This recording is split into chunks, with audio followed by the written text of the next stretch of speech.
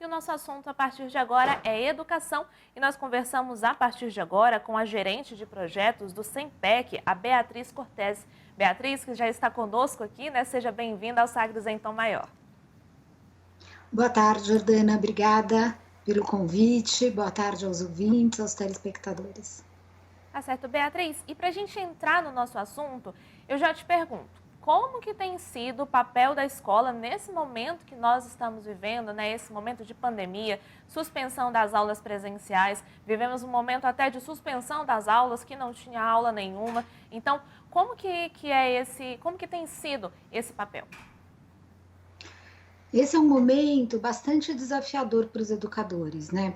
Seja das escolas públicas, seja das escolas particulares.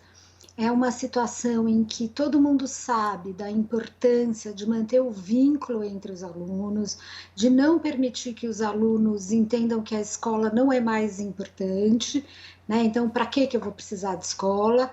É importante que as escolas mantenham esse vínculo, mantenham os alunos conectados às escolas. Por outro lado, o Brasil é um país muito grande, então cada região, cada situação está vivendo um momento de pandemia, né? Tem uma pandemia maior no Brasil inteiro, mas cada território está num momento de abrir ou fechar. Então, as escolas, elas precisam conviver com essas diferenças regionais, estando abertas para receber os alunos presencialmente ou fechadas, de tal forma que só seja possível fazer atividades à distância, né, as atividades remotas, as escolas precisam manter a conexão com os alunos e com as famílias. E isso é uma coisa muito desafiadora, muito difícil. Algumas redes têm mais condições de fazer isso, outras têm menos condições de fazer isso. Então, não existe um único retrato de como é que estão as coisas no Brasil. Os desafios são tantos que cada situação tem um momento diferente, está vivendo um momento diferente. Esses temas de hoje, nós estamos conversando com a gerente de projetos do Centro de Estudos e Pesquisas em Educação, Cultura e também Ação Comunitária, Beatriz Cortez, e o nosso assunto de hoje, educação, está alinhado ao Objetivo de Desenvolvimento Sustentável número 4. É o ODS sobre educação de qualidade, né? A Sagres apoia a Agenda 2030 da ONU.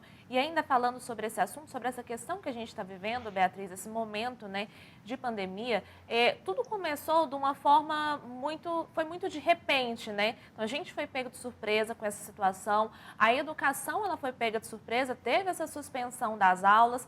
Então, hoje, um ano depois, é possível dizer que a educação ela está em transformação? Se sim, por quê? Sem dúvida nenhuma, né? No começo da pandemia, tinha uma situação em que ninguém sabia exatamente o que fazer. Eu ouvi alguns palestrantes faz um ano, em maio, junho do ano passado, e eles diziam que os professores, eles aprenderam a dirigir um carro e, de repente, com a pandemia, eles passaram a ter que conduzir um barco. Então, a situação é completamente diferente, as normas de navegação são diferentes, a relação que se estabelece entre alunos e professores é bastante diferente numa situação remota e numa situação presencial. Então, tem uma mudança educacional em curso muito grande. Muitas escolas que usavam pouquíssimos recursos de ensino remoto passaram a usar e a usar com num volume muito grande para resolver muitas coisas. Por outro lado, o contato professor e aluno ele foi se mostrando como essencial para os processos de ensino e de aprendizagem. Então, não existe, e acho que isso é uma análise mundial, uma possibilidade de que os educadores acreditem que vai ser possível fazer educação à distância o tempo todo. No entanto, tem uma série de recursos e metodologias de trabalho que é possível serem revistas e remodeladas, digamos assim, à distância. Acho que muitas escolas já têm feito isso. Onde que é impossível manter apenas situações remotas? Na relação entre o professor e o aluno e na relação entre o aluno e os alunos, né, entre os próprios alunos. A escola hoje ela tem um papel primordial de ensino de determinados conteúdos que a nossa sociedade considera importantes, essenciais, que é o currículo, mas ela também é um espaço de socialização de crianças e jovens. E esse aspecto de socialização, ele tem sido cada vez mais valorizado, ele precisa ser cada vez mais valorizado, né? Nas grandes cidades, com as famílias cada vez menores, né? Tem muitos filhos únicos, tem muitas crianças que convivem com uma pequena quantidade de outras crianças e da mesma idade. O lugar onde você encontra pessoas da sua idade, quando criança ou jovem, é na escola. Então, tem um papel de socialização essencial. O que tem mudado? Tem mudado muito da metodologia de ensino, tem mudado algumas ideias do que é possível as crianças fazerem remotamente. Inclusive, muitos jovens e muitas crianças, eles se depararam com uma coisa de muita autonomia. Se a gente pegar os alunos mais velhos, os alunos do ensino médio, o que aconteceu? Muitos alunos passaram a ajudar os professores no uso de recursos tecnológicos. Então, em muitas escolas em que a tecnologia era um recurso pouco valorizado, passou a ser muito valorizado. E novas formas de se expressar, né? Eu nunca imaginei que eu fosse trabalhar exclusivamente remotamente. E eu estou trabalhando exclusivamente remotamente há um ano, né? E com muitos professores isso aconteceu também. Bem verdade que as condições no Brasil, né, se a gente for olhar para o país, as condições são muito diferentes. Então, a gente tem crianças que têm uma condição de acessar atividades remotas por meio da internet, mas este é um custo caríssimo, né? É um custo alto para as famílias. E muitas crianças não têm esse acesso. E aí a criatividade dos educadores tem dado conta, né? Então a gente tem muitas redes de ensino, principalmente redes municipais, que estão organizando cadernos e atividades para os alunos. Elas estão conseguindo distribuir esse material entre os alunos fazem as atividades e elas retornam. A gente descobriu, por exemplo, que algumas redes tem conseguido olhar este material, gravar um vídeo e mandar para grupos de alunos por WhatsApp um comentário do professor sobre o conjunto de atividades que ele recebeu. Então, esta forma de garantir a comunicação entre professor e aluno por meio da tecnologia, e aí pode ser uma tecnologia mais avançada, como essa que a gente está usando, né? Você, Jordana, está em Goiás, eu estou em São Paulo, como pode ser uma tecnologia mais simplificada, como um vídeo assíncrono por meio de WhatsApp. Todas essas tecnologias têm sido muito usadas pela escola, e isso acaba mudando muito o lugar do professor, que já era uma coisa que estava em curso, né? Então, o professor, ele tem muito mais um papel de mediar essas muitas possibilidades de construção de conhecimento que o aluno traz e tem, e a sociedade vai mostrando, do que o professor ele volta para uma coisa dele ser a pessoa que sabe e precisa transmitir para o aluno. O uso da tecnologia e essa possibilidade de todo mundo acessar a informação muda o papel do professor. E a pandemia traz isso de um jeito muito forte. Então, algumas escolas que demorariam mais tempo para fazer esta virada foram obrigadas a fazer. Beatriz, e quando a gente fala desse processo de mudança, né, quais que foram os maiores desafios, tanto para os alunos quanto também para os professores, né? Olha, são desafios muito diferentes, né? Primeiro desafio de muitas escolas e de muitas redes públicas de ensino foi procurar caminhos para manter os alunos conectados à escola. Então, como é que garante que os alunos consigam ter algum contato com as escolas e o aluno que está em uma situação remota não esqueça que existe escola, né? Principalmente alunos de áreas rurais e coisas assim. Então, você tem um desafio ali que é um desafio grande, mas delimitado a este público, né? Então, a escola precisou abrir mão de vários recursos, né? Um dos recursos que eu falei é fazer apostilas, cadernos de atividades, mandar para os alunos. Tem escolas, tem redes que os professores passaram a fazer visitas às escolas dos alunos. Então, você tem este tipo de realidade. Aí você tem uma outra realidade que é uma realidade das cidades maiores, normalmente, em que os alunos têm algum acesso à internet, mas não o suficiente para fazer atividades síncronas, né? Então, o que acaba acontecendo é que os professores gravam muitos vídeos de atividades e os alunos recebem esses vídeos com atividades e com aulas expositivas. E aí tem muitos recursos, muitos jeitos dos alunos desenvolverem a atividade e o professor olhar. Então, você tem uma situação que basicamente é a seguinte: o professor remotamente pede para o aluno fazer uma atividade, o aluno faz essa atividade, o professor faz uma análise e devolve para o aluno. Isso pode ser feito por meio de WhatsApp, isso pode ser feito por meio de plataformas, e aí são muitas as plataformas, né? E o aluno vai e faz a atividade sozinho e o professor retoma e ele faz uma análise do conjunto de atividades que ele recebeu. Não é a forma ideal de integração entre o professor e o aluno, mas é uma forma possível. Esta forma deve abarcar a maior parte dos alunos das escolas públicas hoje, né, que são alunos que têm algum nível de acesso à internet, mas não têm um nível muito fácil de ter um acesso à internet 24 horas por dia, que permita que eles façam atividades síncronas. Atividade síncrona é os dois estarem conectados ao mesmo tempo. E aí você tem um terceiro grupo, que é o grupo de alunos, e aí a maior parte se encontra nas escolas particulares, que são os alunos que estão tendo videoaulas, então eles fazem live o dia inteiro, né? Então, os alunos, eles estão normalmente conectados, o tempo que eles estavam na escola presencial, eles estão conectados, nos alunos mais velhos, cada hora com um professor, usando algum aplicativo de apoio, então esses alunos fazem atividades e colocam num aplicativo, num Meet, num Zoom, enfim, cada um tem um recurso, e aí os professores olham. Então, hoje, a desigualdade entre as situações está muito grande, né? Então você tem um grupo de alunos que está perdendo muito pouco de conteúdo, embora o conteúdo escolar não seja o essencial nessa situação, né? Tem que olhar para a escola como um todo, não só se 2 mais 2 é igual a 4, né? Então você tem um grupo relativamente pequeno, que deve ser 20%, 30% dos alunos que tem esse aprendizado preservado, e você tem um enorme grupo de alunos que vai ter falhas nesse aprendizado. E aí a escola tem que se organizar para receber estes alunos, né? Para receber esses alunos que vêm eventualmente com uma desaprendizagem, né?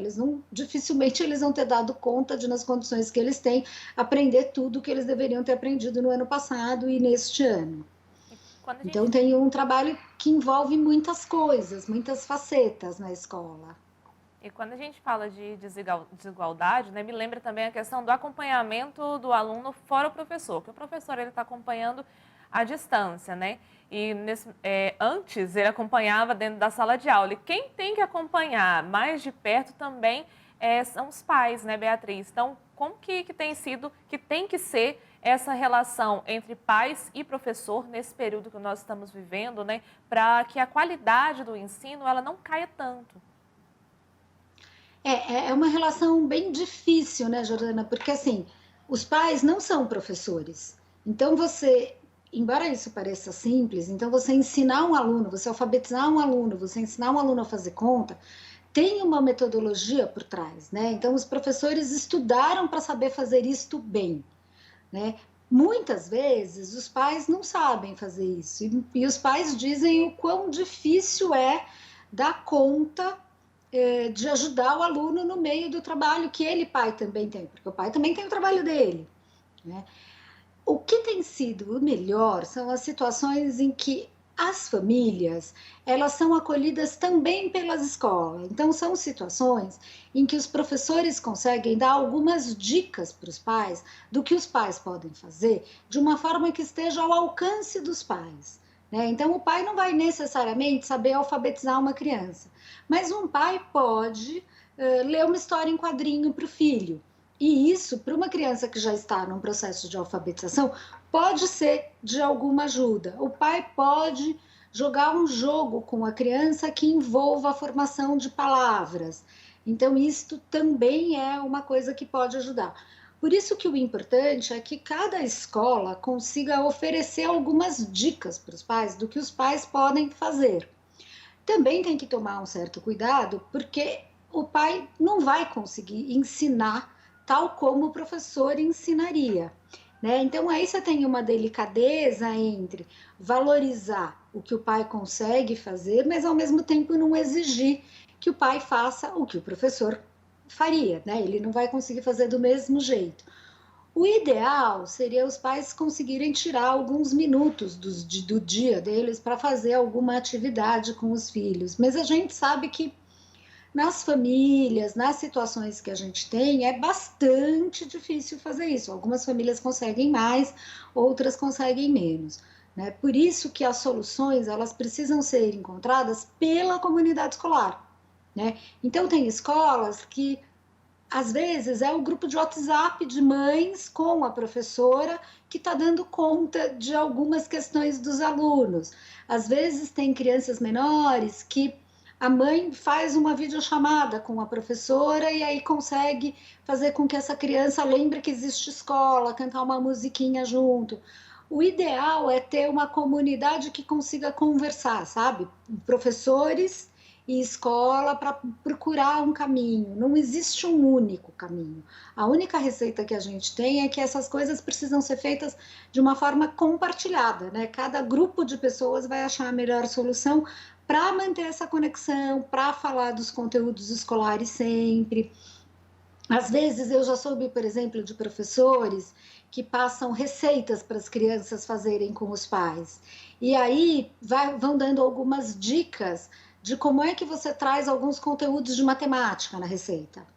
Né? Então, essa receita é muito grande para a nossa família, se a gente fizer um bolo menor, como é que vai ser isso? Mas são coisas que vai depender muito da avaliação que o grupo de professores faz da condição daquela família, daquele grupo de pais que está ali. Né? Então, o melhor caminho é ter esses momentos de interlocução. Né? Se a escola é extremamente prescritiva, no sentido assim, o pai tem que fazer isso, isso, isso, ele normalmente faz com que as famílias não façam, né? Porque elas falam, nossa, isso está muito difícil para mim. Então, o que eu consigo fazer? O ideal é ter um momento de conversa entre a família e a escola. Beatriz, e para a gente encerrar, quando a gente fala desse cenário que nós estamos vivendo, né, aqui em Goiás, por exemplo, o Estado emitiu um novo decreto, né, de isolamento social, 14x14, o isolamento social intermitente, né? Em Goiânia, as aulas presenciais, elas foram suspensas, a gente estava vivendo aquele ensino híbrido, né? Então, nessa situação, como que você avalia essa discussão sobre retomada das aulas presenciais? O que você considera que é necessário ser levado em conta? A primeira coisa é a situação sanitária de cada localidade, de fato, né? A gente tem uma situação de pandemia e isso é o prioritário. Embora eu e todos os educadores a gente entenda que a escola é essencial, tanto do ponto de vista da formação de um cidadão, do ensino de conteúdos que são essenciais para a vida do ser humano, e aí não é só para a vida adulta, né, mas para qualquer vida em sociedade. Por outro lado, a gente tem uma situação sanitária que é o que vai determinar se é possível ou não abrir as escolas numa determinada situação. Isso por um lado. Por outro, a partir do momento em que é possível abrir a escola, aí alguns cuidados precisam ser tomados, né? O primeiro cuidado é tentar fazer com que a escola consiga de fato seguir os protocolos. E muitas vezes, para seguir os protocolos, é importantíssimo as escolas fazerem um pacto muito bem firmado entre a direção da escola, os professores, os funcionários, as famílias e os alunos. Né? Por exemplo, parece uma coisa boba, mas se os pais não garantem que todas as crianças cheguem de máscara na escola, fica muito difícil seguir o protocolo. Ou que todas as famílias que tenham condições de mandar o aluno de máscara o façam. Que segurar estas crianças de 10, 12 anos de máscara o tempo todo na escola é uma tarefa dificílima, a gente sabe, se as famílias ajudarem nesse pacto, se a escola chamar a família e falar, olha, eu preciso que vocês conversem conversem com as crianças para que eles fiquem de máscara o tempo todo, para que eles não deem uma mordida no lanche, deem para o coleguinha, etc, etc, isto fica muito mais fácil. Então, o primeiro passo é garantir as condições sanitárias, dentro da própria escola, né, as condições de protocolo. O segundo passo é como é que a gente acolhe os alunos, né? E como é que a gente acolhe os medos, as angústias, as dificuldades que eles estão vivendo com a pandemia. Eu acho impossível a escola voltar e a professora começar a ensinar divisão sem conversar sobre tudo o que está acontecendo, sobre as perdas das famílias, sobre o medo, sobre a dificuldade. No entanto, a própria pandemia, ela traz um monte de conteúdo para ser trabalhado, né? Então, qualquer professor de matemática pode olhar os gráficos de quantidades de casos e fazer uma análise com os alunos, a quantidade de artigos de opinião que foram escritos entre o vacina, não vacina. Então, você lidar na escola com conteúdos escolares, mas que dizem respeito à pandemia, também é uma forma de lidar com isso. E também é uma forma de acolher as dificuldades e angústias dos alunos. Isso eu não estou nem falando das dificuldades e angústias pessoais, psíquicas. Estou falando das dúvidas mesmo, das dúvidas cognitivas, né? Das coisas que os alunos gostariam de aprender. Tem um terceiro ponto da escola garantir uma coisa que a gente chama acolhimento em cascata. Então, aí é uma coisa mais subjetiva, que está relacionada ao medo, às angústias. Alguns alunos perderam avós, alguns alunos perderam pais, a própria escola pode ter perdido alguém. Então, você falar sobre essas perdas, sobre a tristeza que isso traz, é uma coisa que é importante que aconteça na escola. Tudo isso faz com que esses alunos se sintam acolhidos, né? É a principal ideia de uma comunidade. Então, a comunidade precisa lidar com os problemas que ela está vivendo. Não dá para fazer de conta que nada disso importa e vamos então ensinar divisão hoje porque eu não posso sair do meu currículo, né? Então isso precisa ser uma coisa que a escola vai lidar e vai lidar por um bom tempo, né? Este abre e fecha vai fazer com que a escola fique um bom tempo lidando com isso, né? Certamente esse ano todo. E aí vai chegar um momento em que os alunos vão ter que ser avaliados do que eles não aprenderam e o currículo vai ter que ser reajustado. Então, a gente tem um desafio a médio, curto e longo prazo. Tá certo, Beatriz. Muito obrigada pela sua participação aqui no Sagres em Tom Maior. Um grande abraço para você e até a próxima. Obrigada, Jordana, pela oportunidade. Certo, essa é a gerente de projetos do Centro de Estudos e Pesquisas em Educação, Cultura e Ação Comunitária, a Beatriz Cortes, que falou conosco sobre o papel do ensino nesse momento de pandemia, né? Discutimos vários assuntos que você confere daqui a pouco no nosso canal no YouTube. É o youtube.com/SagresTV e também lá no nosso site, o sagresonline.com.br. Esse assunto alinhado ao Objetivo de Desenvolvimento Sustentável número 4, lembrando que a Sagres apoia a Agenda 2030 da Organização das Nações Unidas.